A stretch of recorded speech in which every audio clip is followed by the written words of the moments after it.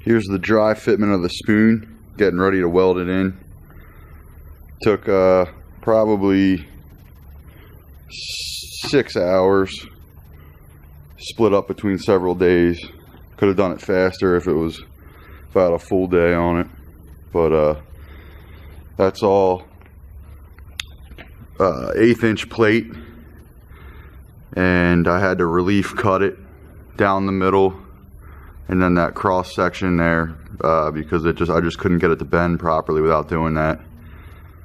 A lot of hammering. Here's a close up on all the hammer work. There's so many peen marks in that you can't even tell them apart. It's pretty tough to shape this thicker plate, but I like working with it because, you know, if this does impact a rock, it's twice as thick as the hull is itself, so it's nice to work with the 1/8 inch when you're working on John boats. It welds up fine to the thin John boat, and it's a heck of a lot stronger. Height of it sticks up 2 inches from a flat surface. When it's mounted on the boat, you can see right there when I level this strake to the opposite strake, these are the dragging strakes. They stick down furthest, so when you beach it, these are more made for running up on gravel and stuff. So when I level those two out, right there you can see the height of the spoon. I'd say it's roughly 1.5 inches from this viewpoint, and again the boat is a slight V curve, so I wouldn't have needed to done this, but we take this in the bay and the ocean as well as the rivers and lakes.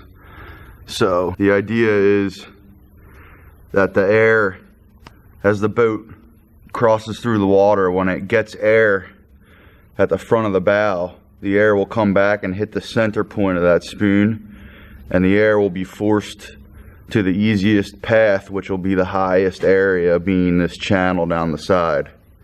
So the spoon splits the air, and the air comes back away from the pump on each side, and then the peak of the spoon is forced always into clean water.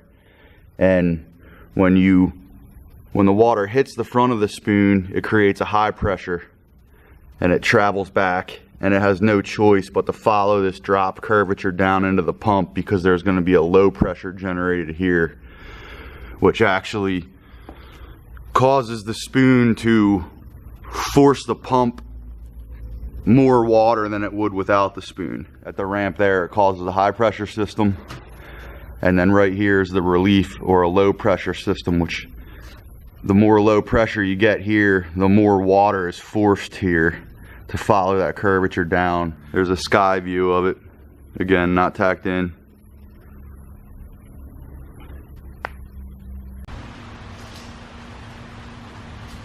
Alright, there it is.